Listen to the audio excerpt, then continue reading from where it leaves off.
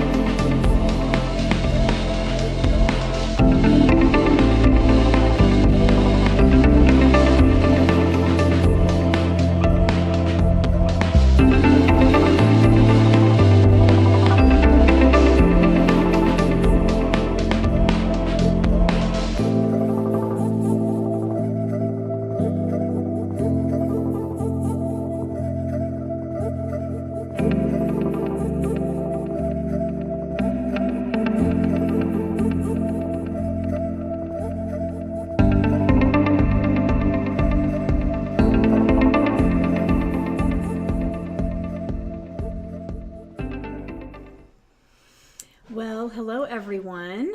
Welcome to Icon. I almost missed you there because I was looking at the wrong thing, so I thought I still had time, and I'm just like glad I realized that.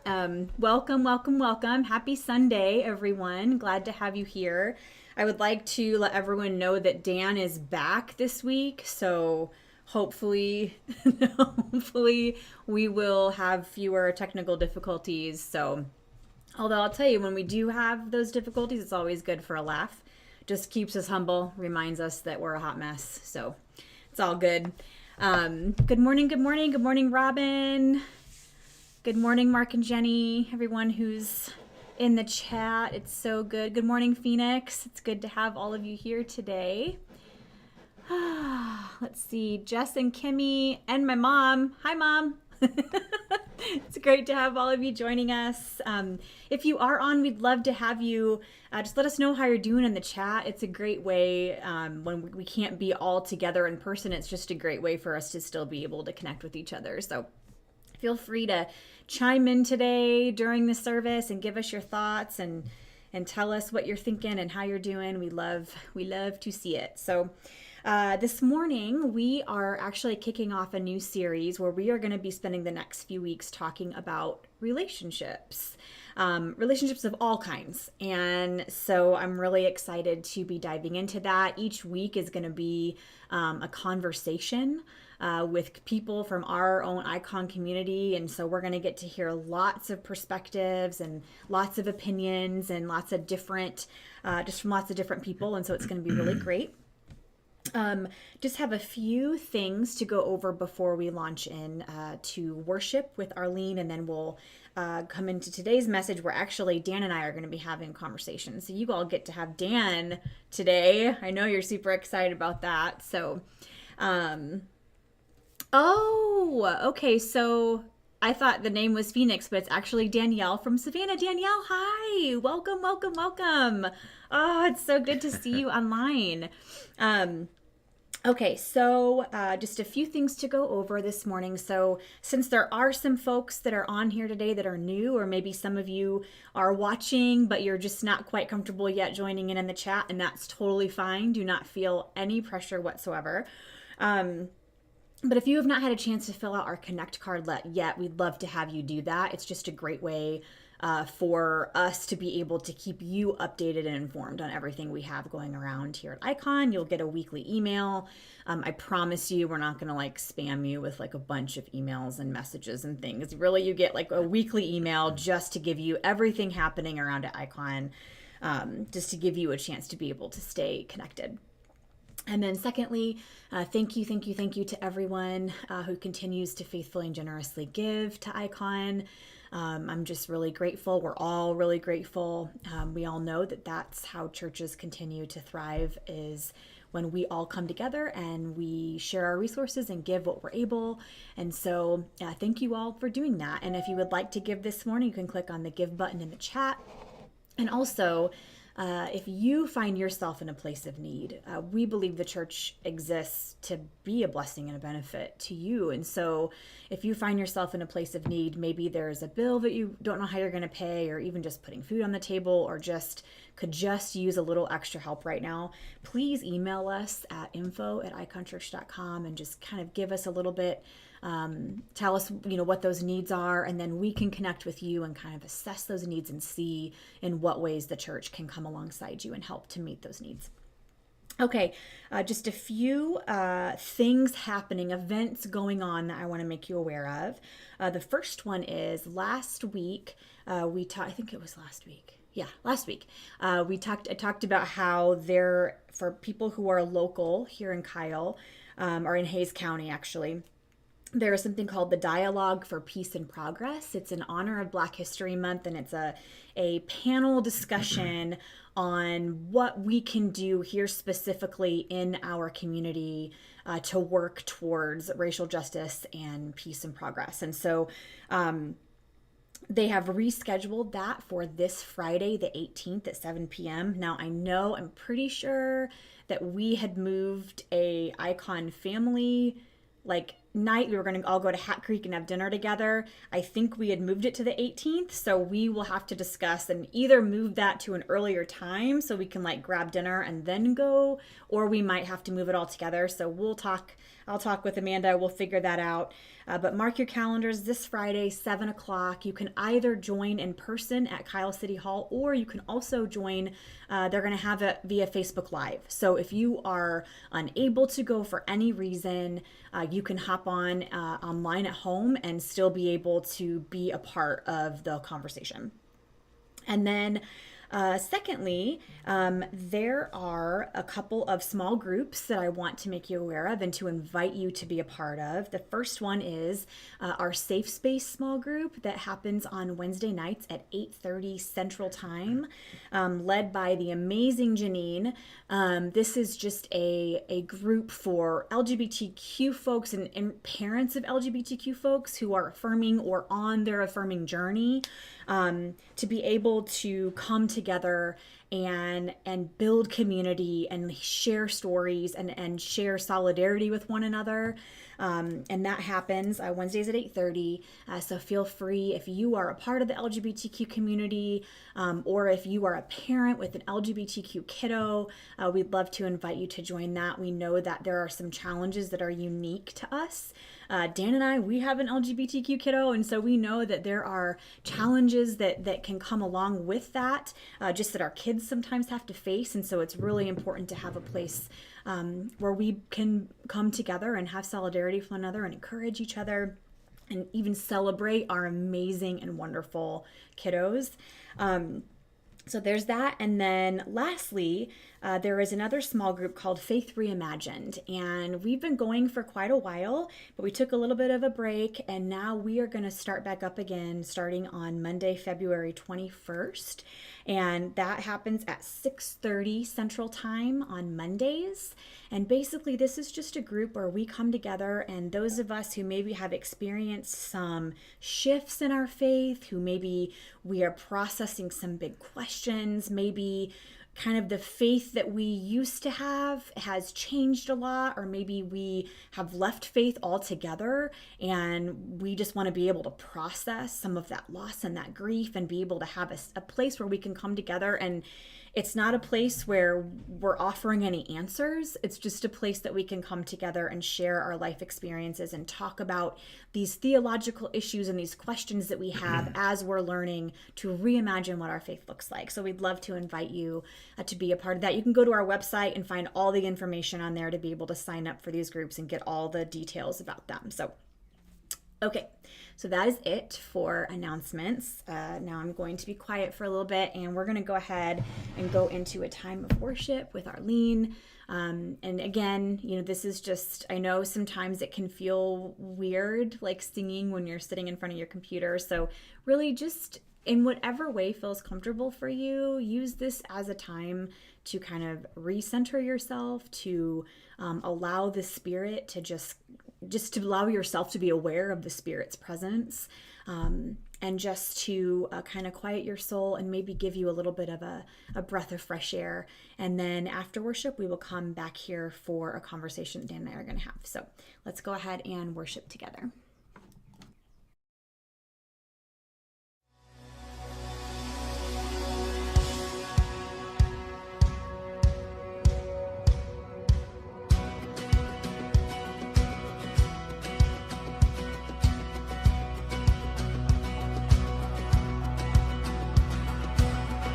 I saw Satan fall like lightning. I saw darkness run for cover.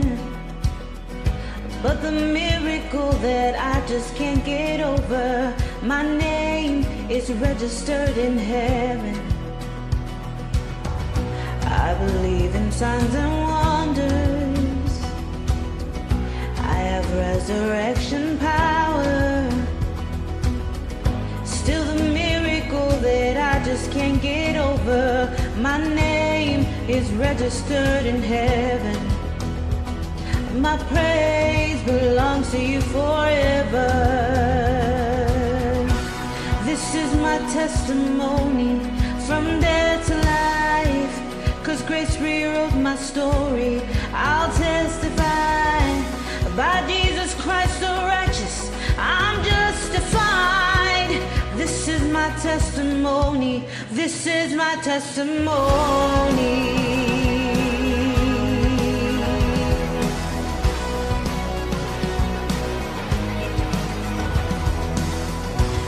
Together, sons and daughters, for blood and washed in water, sing the praises of the Spirit, Son and Father. Our God will finish what He started. Yes, our God will finish what He started. This is my testimony from death to life. 'Cause grace rewrote my story. I'll testify by Jesus Christ the righteous, I'm justified. This is my testimony.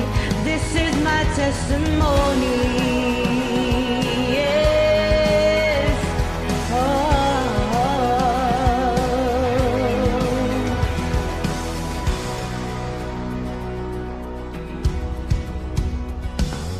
If I'm not dead, then you're not done. Greater things are still to come. Oh, I believe. If I'm not dead, then you're not done. No, no. Greater things are still to come. Oh, I believe. If I'm not dead, then you're not done. Greater things are still to come. If I'm not dead, then you're not done. No, no. Greater things are still to come. Oh, I believe.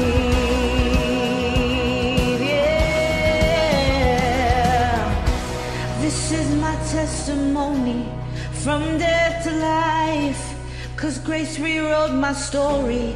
I'll testify by Jesus Christ the righteous, I'm justified. This is my testimony.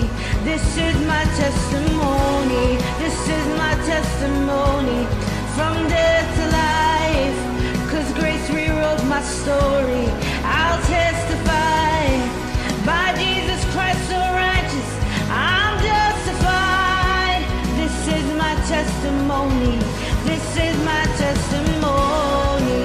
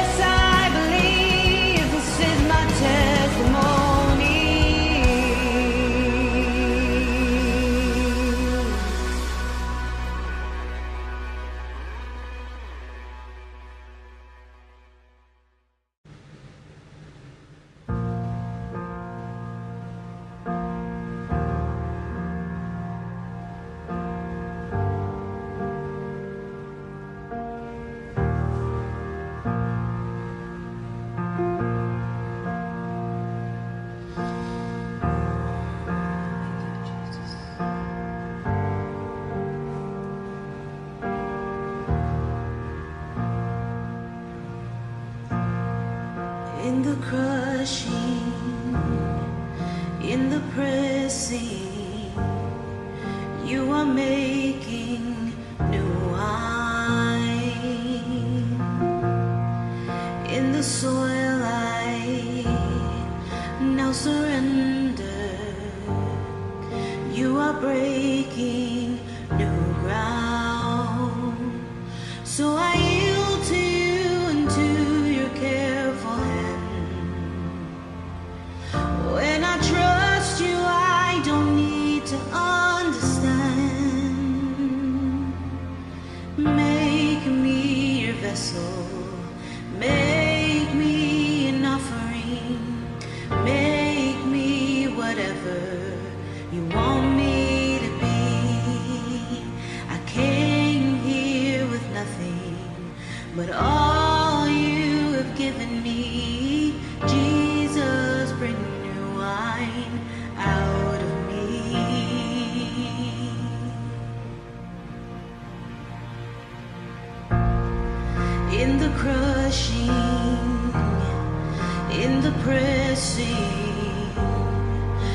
are making new wine. In the soil I now surrender. You are breaking new ground. You are breaking new ground. So make me a vessel. Make me an offering. Make me whatever you want me to be. God, I came here with nothing but all you have given me. Jesus, bring new wine out of me. Jesus, bring new wine out of me. Jesus, bring new wine out of me. 'Cause where there is new wine, there is new power, there is new freedom, and the kingdom is here. I lay down my old flames to carry a new fire today.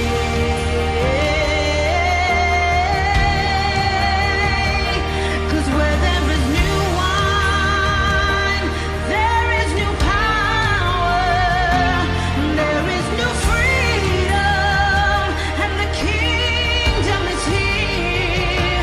I lay down my old flames to carry a new fire today.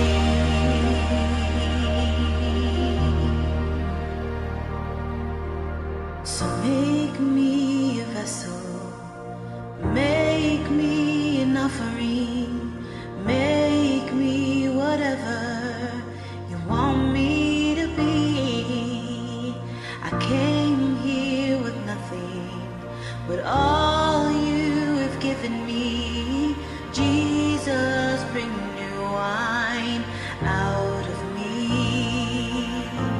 Jesus, bring new wine out of me. Oh, Jesus, bring new wine out of me.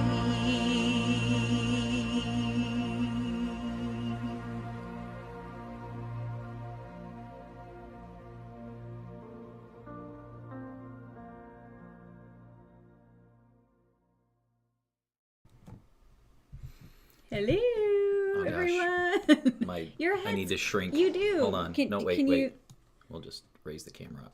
There we Whoa. go. Hey, there we go. But then I'm like, it's like my chin's all the way down here at the desk. Welcome to Icon, where we talk about what the picture looks like and not the message. So, welcome everyone. Glad you're here. All right. So, okay. So, like I said earlier, we're starting a new series on relationships. And so, you know, it's And like we're in one, so we're in one. We've been in figured, one. you know. It'll be 20 years this 20 years. July, which I'm like, whew, it's a apparently long we got time. married at like 15. We were- so we were just babies. Yeah. So anyway, but we're going to talk about relationships all across the board, like not just romantic ones, because not everybody is in a romantic relationship or wants to be in a romantic relationship. But we're going to talk about parenting. We're going to talk about friendship. We are going to hit on, partnerships and marriages, that sort of thing.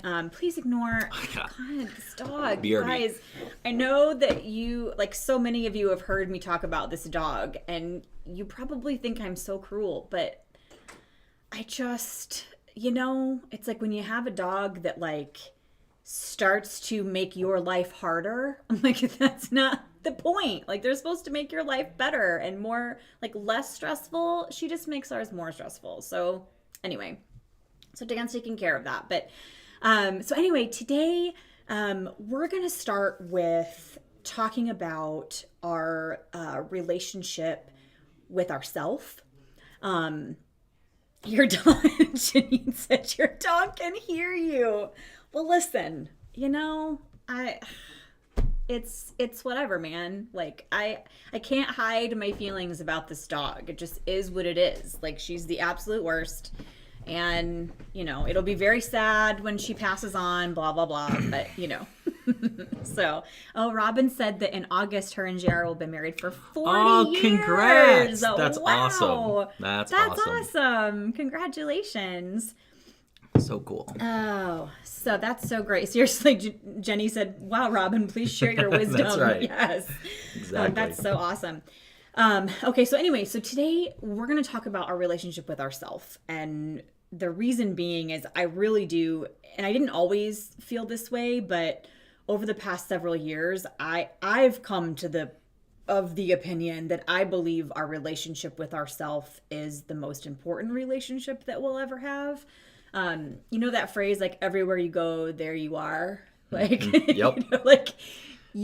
You're bringing yourself into every other interpersonal relationship that you are in. And, if we can't be comfortable and confident and kind of settled in who we are, then we're going to have a really hard time. We're going to carry that into our other relationships. And how we see ourselves impacts how we move in the world. It impacts our ability to create and to love and to do the work that we do, to experience joy and pleasure and freedom and all those things. Like, so much of that rests in how we see ourselves and whether or not we see ourselves as worthy of those things, or whether or not we love who we are and we're able to be comfortable in our own skin. And so we're going to talk about that today.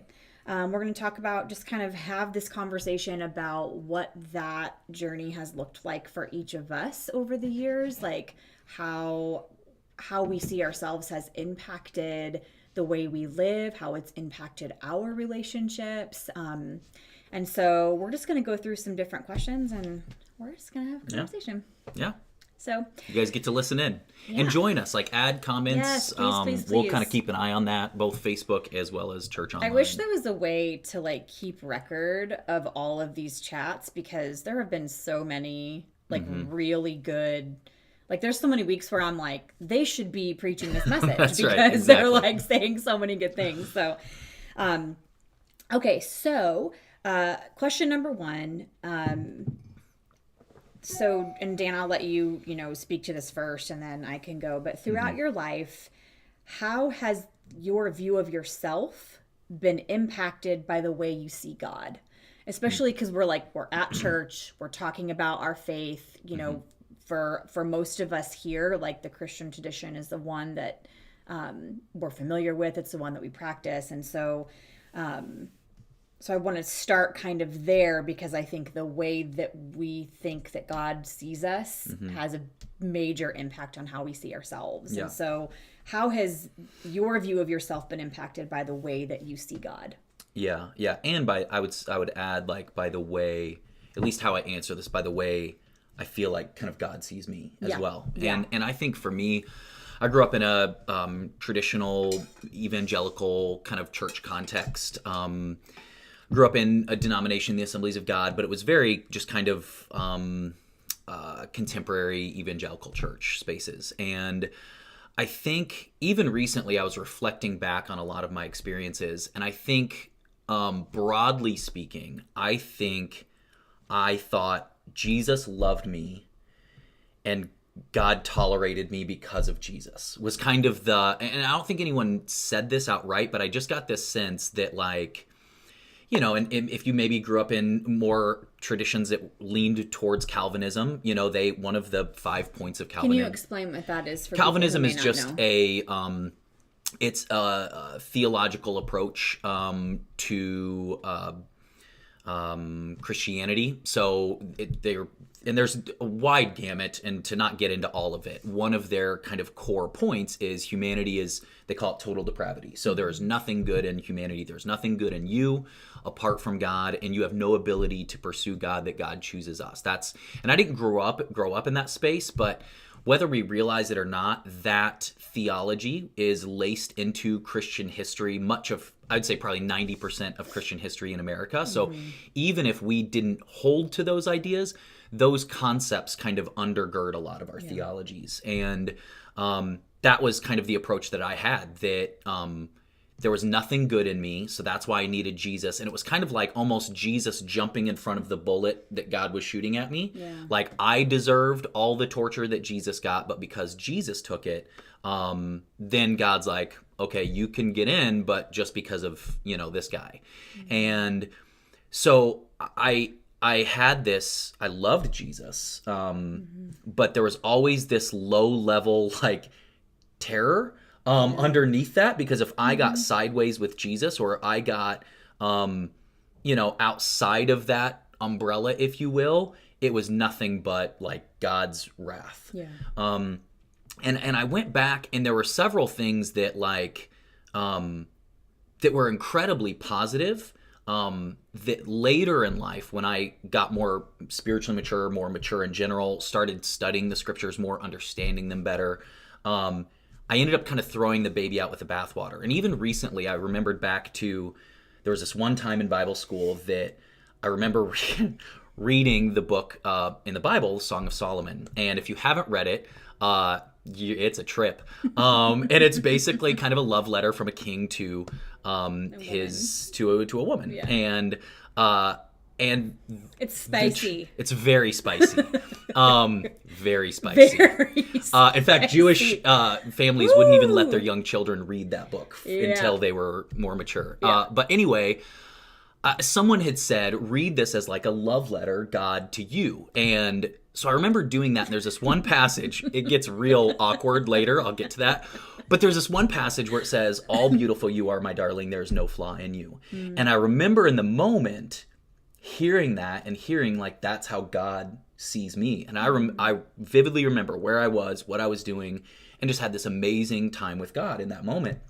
And then later in life, kind of deconstructing all of that, because one, that's just really bad, like biblical interpretation, exegesis. Like that's because again, it's from this king to this woman, and I didn't take it the same way when the Bible in that same book says your breasts are like two fawns, or your breasts are like two clusters of fruit. I want to climb the tree and take hold of them. Because God's saying that it's to real us is awkward. real weird. Yeah, just it just makes things weird. I'm like, thank you, God. I think. All right. So I feel like later in life, I kind of like man, that's such bad exegesis. That's such bad interpretation. And what I did is and it is. But that moment was still legitimate. Yeah. That was still God communicating his love for me. And I think sometimes we have ways of like, at least I forgot that. I forgot those things, and I forgot the way that God sees me. And I think for me, it became, I need to perform. I need to be a good Christian. I need to be a good pastor. I need to be a good XYZ. And then I'm worthy of love. I think that's this underlying message that I got is if I perform, if I'm good enough, then I can kind of, it was never about earning, at least in a literal sense, but that's what it fleshed out as, is essentially trying to earn God's love. And I think over time, I've just tried to go back to some of those moments and kind of unpack some of that. So that's just kind of how I viewed myself in light of kind of God and all that. Yeah. What about you? Yeah, I'm also cracking up at some of the comments. They're just really good. Good for Valentine's Day? Really it is. Some good spicy reading. And I noticed Kat too said, wow, that's depressing, when he was talking about this idea of like total depravity. And I 100% like adhered to that kind of theology for a really long time too. And I think I've definitely shifted in that, where now as opposed to thinking that we're all like, dirty, rotten, terrible sinners who are totally depraved, like that isn't, even if you go back all the way back to the creation narrative, like that's not how God originally creates humanity. When God originally creates, God creates and calls us good. Like that's the first thing that God speaks over us. And so when I look at that, I'm like, but I did. And I think even still, not I think, I know, even just in therapy this past week, I was processing how, like, ways that I would kind of live in the world that I was doing those things because at the very core, I didn't believe I was worthy. And I didn't truly believe that I was loved and by God. And so I always knew, like, I never doubted the love of, like, my parents. I never doubted the love of, like, family, people that I was close to. Good job, Nancy. That I never doubted that, but God, that was a whole other story because, I just was it was just this constant, like, feeling of unworthiness and that, I couldn't measure up. And so I think I think for a long time I lived so disconnected from myself. Like, I felt like there were just so many things that I was afraid to look at and so many things that I was afraid to really examine because I didn't know where it would go. Yeah. And I think when you view God as this, like, angry, bearded man in the sky, and then when your whole life revolves around serving that God and loving that God, or at least trying to, that has a profound impact, on the rest of your life and how you see yourself. And so it's been a journey. Like, I have come so far. Like, I'm learning more and more to see myself as worthy and to see myself as inherently good. Now, that doesn't mean that I don't have a profound capability of causing harm and of sin, because I do, because I'm human and because we all do. But at my core, coming to that understanding that God calls me good and worthy and loved, that is changing everything for me. And it's helping me to move forward and to recognize the ways that I've lived my life where I have, in a way that communicates that I don't think that I'm worthy, and that changing that perspective of God seeing me as inherently good, has changed everything. And it actually, like, I think sometimes I've heard in the past, like, pastors say things like, it's almost like if you don't tell people how sinful they are, then they're not going to be sorry for their sin, or they're going to keep sinning. And I'm like, no, actually, like, and a lot of these concepts I got from The Very Good Gospel by Lisa Sharon Harper, but just this idea of inherent goodness, I'm like, actually, that makes me want to cause less harm. That makes me want to love more when I understand this idea of that, no, like, actually who I am is good and valuable and loved, and that makes me feel more capable to then take that love and that goodness to other people. So yeah, well, and I think that's a flaw in much of modern theologies, is that it starts in Genesis 3, which is where the fall, like, kind of man, breaking with God, that sort of thing. And we forget Genesis 1 and 2, that our original nature is that of original goodness, that of original blessing.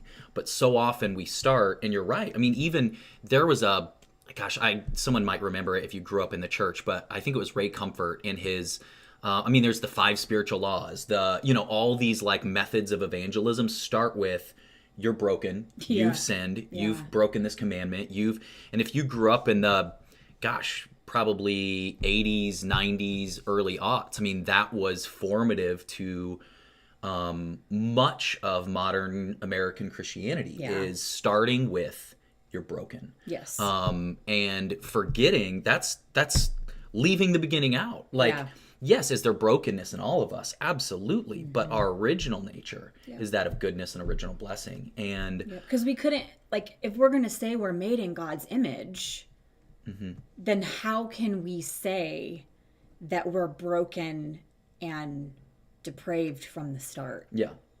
Like, if we're made in God's image, that doesn't line up. Yeah. And I love what John says in his gospel, where he talks about, if you want to know what God is like, look at Jesus. If you want to know the words of God, look at the words of Jesus. If you want to know the heart of God, look at the heart of Jesus. And when you look at that, look at Jesus's encounters of, people that culture, world, religion, faith would have called broken, and how he responded to them. Yep. Even the woman caught in the act of adultery, he doesn't condemn her. I mean, he flat out doesn't. The Bible says that, like, she should have been stoned to death, and yet he doesn't condemn her. He sends away her accusers. And what people so often quickly say is, he's like, but go and sin no more. Go and sin no more. Yeah. He told her, but really that was speaking to her original nature, saying, man, this life isn't working for you. Look where this has got you. You're so much more than this. Yeah. And it's not this like, repent because you're bad. It's more, this isn't what you were created for. There's so much more. You were created out of original blessing and goodness. Return to that. And it's this positive opportunity to move towards that. But again, I know I missed so much of that. Yeah, it's how we see God seeing us really matters on how we see ourselves. Like if we, and again, and it's a process. Like, it's not like we're gonna get it right every single time. But I think just the more that I study scripture and the more I look at the life of Jesus, the more I'm drawn to letting go of that way of thinking that says that I'm unworthy and that I'm somehow broken and bad and sinful and wrong. That just isn't, that's not God's original design for humanity. I'm going to jump into the comments while you get that next question. There's some really good stuff. Jenny and Mark.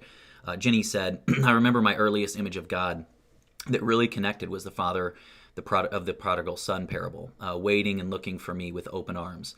I can see where that view of God is always judging us and completely worthless would be really damaging. Absolutely. And that is such a beautiful image of the character and nature of God. There's a great book it's actually by Timothy Keller called The Prodigal God that kind of gets into even some of the Jewish context of that story, even adds more. I mean, a father never would be caught running, and the way he pulls up his cloak and just runs to meet his son, that even humbling himself in front of his own community to embrace his son back, that's God's nature of us, for us, his view towards us.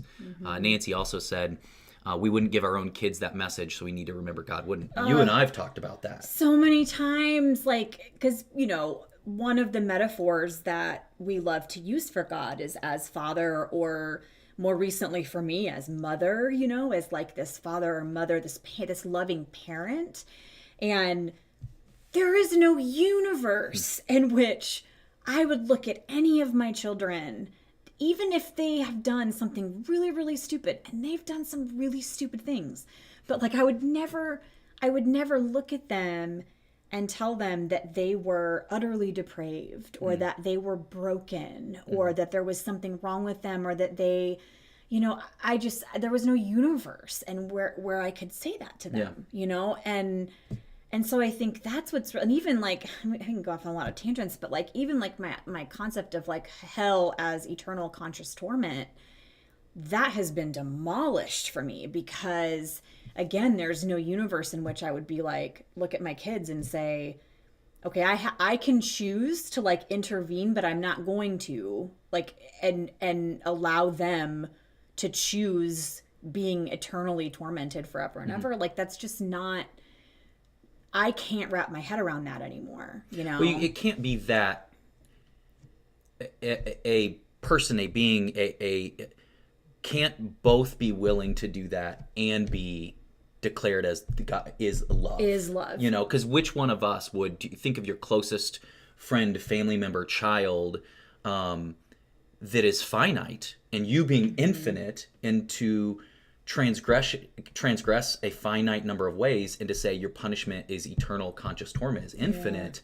I don't think any one of us would do that. So to say that we are more gracious or loving or merciful than God, I think is clearly untrue. Yeah. So and I don't know, I'm not saying I know what happens in the afterlife, Absolutely. like, because Yeah. I don't. Like, I'm still working that out of Mm. trying to figure out what do I think about that and what do I believe about that. And but I one thing I have let go of is that idea of hell as someone being literally tortured and tormented for eternity.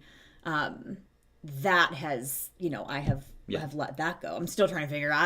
I don't know. Like, I don't know. There's still so much to figure out, but Which is okay to say, It's okay, I don't know. yes. If you don't have it figured out, that's okay. okay. Join us in this not knowing. and It's I'm cool. not saying anyone who does believe that is wrong or bad, or I'm just saying what that theology did for you, me yeah. was it just made me afraid. It made me feel unworthy. It made me feel like just honestly, it made me feel really shitty about myself.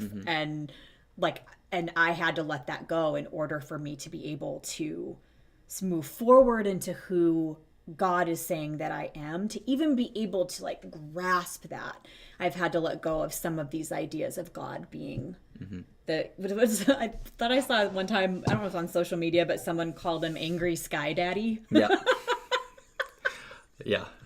Just laugh so hard.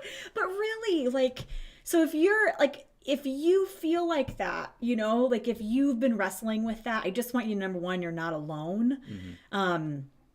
And I just would encourage you to really dive into and explore this theological concept of like original blessing and original goodness. It could bring some hope and healing to you in that way. Locke Sabrina had a question. I don't know who asked it, but would you reflect on how this affected your relationship with your physical self, especially for girls, women? I think the broken from birth idea is really damaging. Cal, you have any thoughts on that? Yeah. It's taken me a really long time to be okay in my body. And I'm still learning about this idea of embodiment and like being present in my body and seeing my body as good. I think so often we see in scripture a lot in the English interpretation this word flesh. And I think often we have then taken that word flesh to mean our actual skin and bones and body. And especially for women and girls, we have been berated and subjugated and told that our bodies are dangerous and that we are responsible for men and young, like teenage boys' thoughts, and that we need to cover up and that we need to be, all of those things. And I think that has been probably one of the hardest journeys for me, is to, rather than seeing my body as dangerous or as like this weapon or my mom said flesh is just our ego. Yes, like flesh is referring to, yes, our ego, like our desires that kind of go against the greater good for all, like what that's more focused on me, myself, like it's our ego. But that when people say flesh, and then they also continue to tell you like that all these things that you do with your body is inherently bad, over time, that like I have suffered trauma from that, and I am working on that in therapy because it is no joke. And so that definitely, learning how to love my physical body and to be I learned from Dr. Hillary McBride to refer to my body as she rather than as an it, like to really embody that and to personalize it. Like I am my body. Like I'm not just a soul existing in this like meat suit. Like I am my body too. That is a part of me. And so that has really been a process for me, And theologically, that belief of like, our flesh, our body is bad. Let me use that term because, again, flesh as ego is the thing that, draws us towards selfishness, that there is, that causes pain in the world, both in our lives and the world lives of others. But that's a like people like to throw around in church circles, like who's a heretic and all this, and we've got to figure out, like that's an actual biblical heresy, like that the church, in the 2nd century, Gnosticism was our bodies are evil. And there was a theology that was thriving the church in the 2nd century of we need to do everything to, deny our flesh, deny our bodies, and again, flesh as body, so much so that sex, even within the confines of a committed relationship for them at that time, even that was evil, that the only purpose of sex was to have kids. And even if you enjoyed it, that was sin, because again, that was something in your body. So you would try to have sex without. So all those nerve endings that exist in certain places, I mean, that God just must have made a mistake with that. Yeah, exactly. So the church looked at that and said, that's an actual heresy. That is completely contrary to the nature of God. Yeah. And yet that thread still shows up in kind of other areas in our traditions, and it impacted us, you know? In really big ways. Yeah. I was in a book club conversation, and we're gonna continue going down a little like rabbit trails. That, and it's a little spicy. It's fine. We can be a little spicy. We have young kids. I'm not gonna say anything. I'm ready. Don't worry. I got you, babe. No, I was a little late on the last one. No, I got this. I was in this book club with some women, really amazing women, who I don't like. I hadn't met them personally, but we just were kind of out there in Zoom land, and we were talking about things that we wanted to reclaim. And one of the things that I said I wanted to reclaim was I wanted to reclaim my pleasure, because that's something else I felt like was bad, was when it came to sex and my body, that pleasure was bad. Like that, it's like this switch that we're expected to turn on, and it just doesn't always happen that way, So I am on that mission of like, no, like I'm deserving of that, that it's good. Like I can experience joy and pleasure and all kinds of, whether that be through sex or whether that be through eating food that's like really delicious, or because that's also something that's been weaponized, is like you can't eat delicious food because you have to stay thin. You have to like stay in a small body. So you have to like, so like, I just think there's so many ways that our pleasure has been stolen from us from thinking that our bodies are bad, and that any desire that we have physically should be dominated and we should control it. And yes, do we need to have self-control? Yes. Like, I'm not saying just go out there and do whatever you want as long as it feels good. Like, no, because you can cause harm to yourself that way. You can cause harm to others that way. So clearly that isn't what I'm saying. But I think that it's so important for us to be able to reclaim our pleasure and to see our physical bodies as being good. I want to go down here. Sabrina said something that's been incredibly transformative for me in my relationship with my physical body is Zumba. I know it sounds silly, but it has given me permission to enjoy movement and feel beautiful.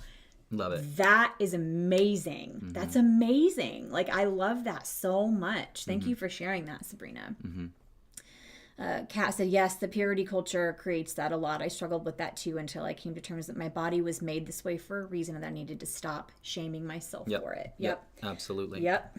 Well, and how many of us that grew up in church had this, like, when you thought about your future, it was almost like, well, God's going to want me to do something I hate. You know what I mean? Like, or you would love something and you're like, well, surely I'm not going to do that. Because I used to be terrified that God was going to tell me to like go be a missionary someplace. So it was like the last thing you wanted. And have to like leave all my family and all my friends. Like, but I thought, well, because clearly God hates me and doesn't want me to be happy or joyful, that God's going to make me do literally these remember things. Joking like, God, whatever you do, don't send me to Hawaii. The people of Hawaii don't like, God, if any.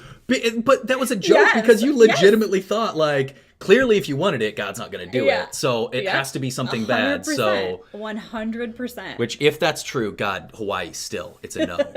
I would never go to Hawaii. Sabrina, thank you for bringing that up and taking us in that direction, because I think that's really important. Really important conversation to talk about. Okay, so we will, let's see, what time is it? 10:20. Okay, we're good. We have like 20 minutes, right, until it... You're the master. At 10, but I'm saying, what time, at 10:40, does it like shut it down on Icon Online? Yeah. Okay, all right. So here, we're going to kind of switch gears a little bit off of this.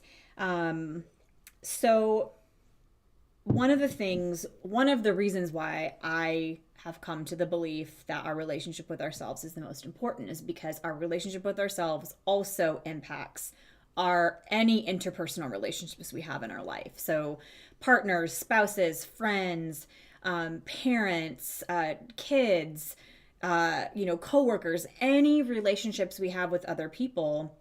Again, everywhere you go, there you are. So we're bringing ourselves into our relationship. This is a good thing. We're bringing our pain, we're bringing our trauma, we're bringing our joy, all those things. And that's good because we want to be fully who we are. And that also requires a level of self-awareness because there are beliefs we can hold about ourselves and ways that like our relationship with ourselves that we can then bring into those relationships and can potentially cause harm, but can potentially cause conflict. And so, Dan, for you, and we're going to go both positive or negative. So in what ways has your relationship with yourself impacted other relationships in your life, either in a positive or in a negative way? So if you want to just, I don't know if you want to share a story or however you want to answer that. Yeah, I think first kind of where my brain went when I kind of read this question was, where Jesus says what the greatest commandment is, that the greatest commandment is to love your neighbor as yourself, and I think it's unique that Jesus didn't just say, love your neighbor, that there was this love your neighbor as yourself, that there is something about the way we love ourselves being reflected on the way we love and treat one another. And I think we see it in many times that when people despise themselves, that they often have these broken relationships with other people. And I think for me, in the seasons of my life that I felt like I had to perform, I expected that same performance out of other people. So I think it would, and I don't think I ever would have admitted it or acknowledged it. It wasn't like it was this active thing where you have to live up to this, but I think just it probably fleshed out. There's probably people that I've pastored, that I've led, that have felt like I have to perform. I got to be good enough. I got to, work hard. I've got to, and that wasn't intentionally coming out, but that came out because that was in me. That's how I viewed myself. So in loving myself, that's how I was loving other people. So I think that's oftentimes what was communicated. So I think that was something I really had to unpack of my own belovedness, my own how I am loved by God. And that's a journey I'm still on. That's still something that I'm continuing to unpack. And I think, and again, kind of going back to what I said originally, I think what I did those moments when I was younger, where I didn't have the theological training, there were like threads of that love that were there. And then when I got that theological training, I think I went back to those things and threw the baby out with the bathwater and just said, well, because this was, unhelpful or wrong or even damaging, and I would just push it all out and then trying to build without a foundation. And I think I even kind of got some frameworks for it, but I never acknowledged the lack of foundation until more recently, going back and going, I need to fill in this foundation. I don't even necessarily think this framework that I've been approaching over the past 5 to 10 years is necessarily, or 5 or so years, is necessarily wrong, but I need that foundation of God's view towards me to be filled in for that to be more strong. So I definitely think how we view ourselves, I don't think it's often intentional, but I think that subconsciously comes through in our relationships with other people. Yeah. Yep. At least it has for me. Yeah, for sure. I think one area that's been at the forefront of my mind lately is how important it is for me to heal the pain and the trauma in my own life for our children because of the way, and again, that's something else I've been working on in therapy a lot, is about like, I will notice things that I will do in my parenting that it's sometimes it's like projection, like it's out of my own fear that I then project that onto my kids, and it affects the way I interact with them, the way that I see them, like the way that I'm caring for them. And so I think, you know, lately I've just been really diving into that, going, it is so important that as a parent that I deal with my undealt with trauma, so that I don't carry that into my relationship with my kids, because then inevitably that's going to add trauma to their life, because of my, and now that does not mean perfection. Like, my goodness, even as hard as I will try, I'm going to get it wrong. And my kids will probably need therapy because of some of the things that I have said and the ways that I parented them. I've already told them, I'm like, listen, we will pay for your therapy. Like, that's already a done deal. I'm like, I don't care if you're 35 and you come to me and you're like, Mom, there's some things I have to deal with in therapy, you know, from you and Dad. I'll be like, here's my credit card number.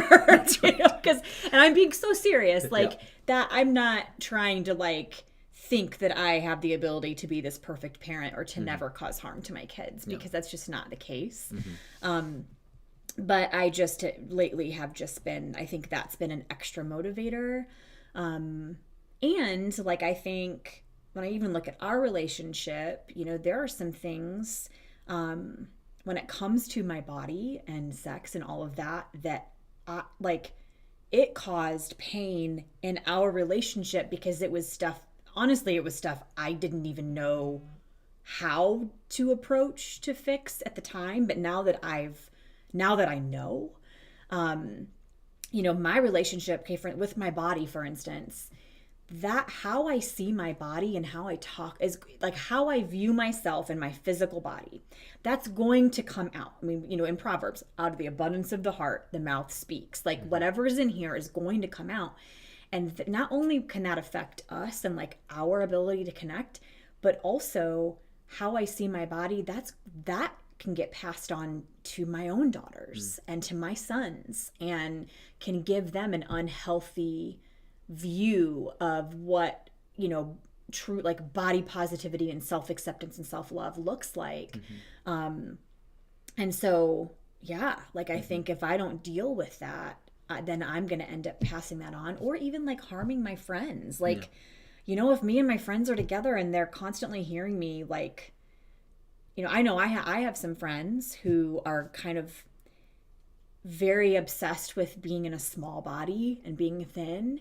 And there are times where like I hesitate to want to hang out with them because I'm not in a like really small body, you know? And so, and because I have gained weight, and which is fine, by the way, it's fine to be in a bigger body. Like, but because I see them talk about that, about themselves all the time, I'm wondering, well, then are they thinking that about me? Are they constantly going to be thinking that I need to lose weight, or that I, you know, like Kelly must be really going through something, you know? There's just so many things that unpack there, you know? So yeah, I think just realizing that, you know, I want to address my trauma so that my relationships can be healthy, and so that I am able, like, I want to give my best self to my people, and I can't do that if I am being hindered by my own trauma. And that goes across the board. That's even goes into like justice work, that goes into pastoring, into parenting, friendship, all of it. You know, I want to be self-aware enough to be working on those things so that I'm not taking that into those relationships. When you sent this, kind of the questions over, it actually reminded me, there was and I mentioned this to you, but there was a sermon that I preached in like 2009, like long time ago, about loving ourselves, in that passage, love your neighbor as yourself. And I was just kind of scrolling through it, and I remembered I'd heard a message from another pastor that really kind of opened my eyes to that. And it was, his name is Rob Bell. He's an author. He's not pastoring anymore. But he's done a podcast on this since, and it's on repentance, and the Hebrew word for repentance being teshuvah. And repentance has how I heard it growing up was repent, meaning you're bad, you've done Be bad. sorry for what fix. you did. Yeah, exactly. Yeah. Fix yourself. Yeah. And don't do that anymore. That type of language that carries those type of emotions with it, of not measuring up, of not doing good. I need to change because I wasn't good enough. I wasn't holy enough. I wasn't. But he was unpacking that Hebrew word, and it actually is this. It carries this positive connotation. It's repent. It's go back to who you were originally created to be. That you were created, again, going back to that language of original goodness. It's this call to like, you are good. You are blessed. You are, made in God's image.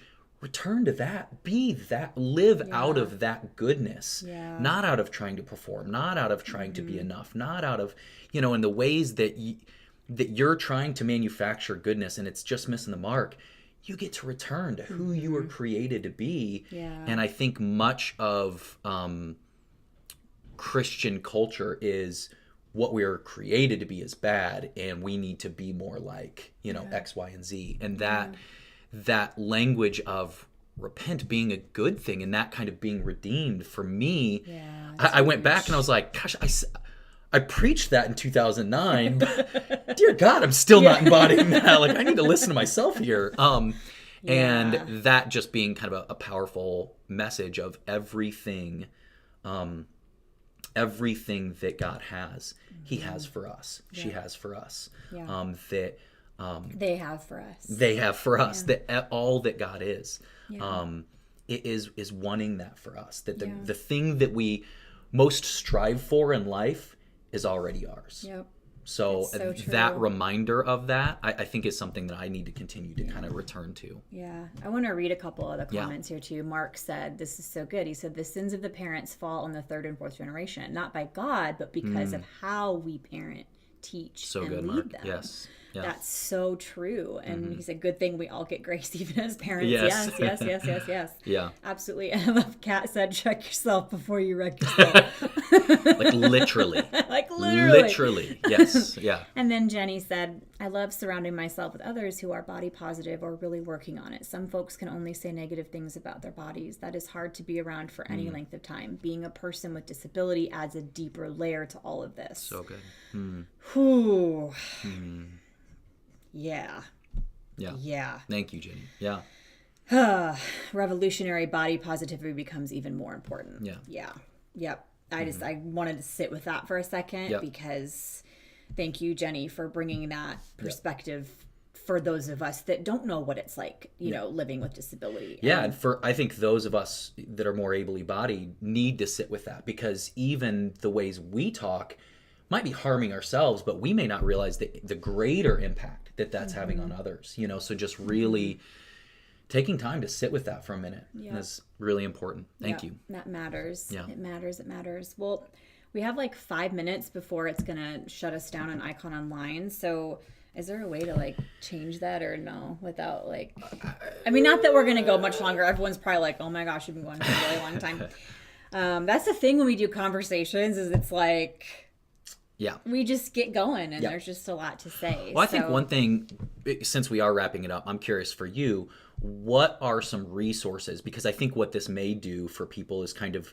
trigger some realizations for them of like, oh man, I need to unpack some of this. So what are some resources? And then Amo, if you could throw some of these in the Facebook chat as well, if you could help us out with that, that'd be great. If people want to do kind of a deeper dive into some of this, what are some suggestions you have? You mentioned Lisa Sharon Harper. Her book, The Very Good Gospel, is really great. If you want to kind of go back and look at this idea of kind of our original design. And then specifically for body stuff, I would highly recommend Your Body Is Not an Apology by Sonia Renee Taylor. That is, even that title, Your Body Is Not an Apology, whew. And that will discuss the intersections too of race, gender, all of that. It's really, really good. And then Hillary McBride just came out with a new book called The Wisdom of Your Body that talks about your body's goodness and kind of this idea of what it means to live embodied. The podcast I referenced, it's the Robcast, episode 77, Teshuvah. That's a good one. Yeah. And then I would say the last question I had on here was just kind of like, this is also could be counting as resources, but just kind of practices that that we do to kind of help us to see ourselves in a more healthy and whole light. Therapy. I just cannot recommend therapy enough. I think doing a kind of a body check-in type meditation. They're called body scan meditations. You can find them on YouTube. But it's just something that I will do too. Is like you will go through each part of your body, and then what I will do is like thank her for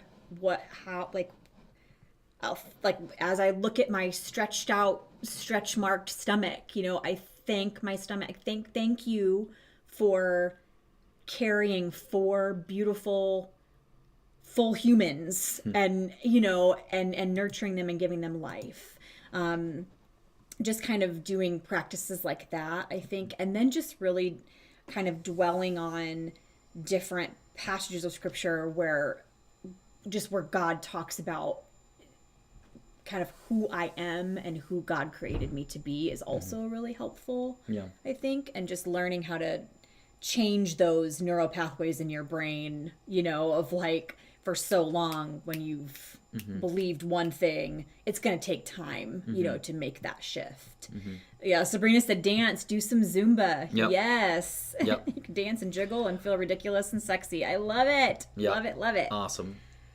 I would say another book that was helpful for me, Brian Zond, Sinners in the Hands of a Loving God. It's a twist on Jonathan Edwards' Sinners in the Hands of an Angry God. Yes. Really, really good to help you change that view. Yeah. I'd also suggest How God Changes Your Brain. I've talked about it before. It's phenomenal. It's one of the authors is a Christian. They're both neuroscientists, but one's a Christian, one's not. They just look at how we view God and how that rewires our brain. Yeah. Good one. Mark said too, I've learned if you're not getting good results from a therapist, find another. Not everyone is a good fit. That is like perfect advice. Yes. Yep. Don't give up just because you didn't have a good fit. Like there's someone out there that... My first counselor, in our first meeting, I started counseling them, and I was like, pastoring, kind of. And I'm like, nope, I'm out. I'm out. Well, we got less than a minute. Yeah, it's going to cut us off on Icon Online. But you guys, thank you so much for being here, for joining in this conversation. We love you all so incredibly much. And we will continue on this series next week. Have a great day, everyone. See you guys.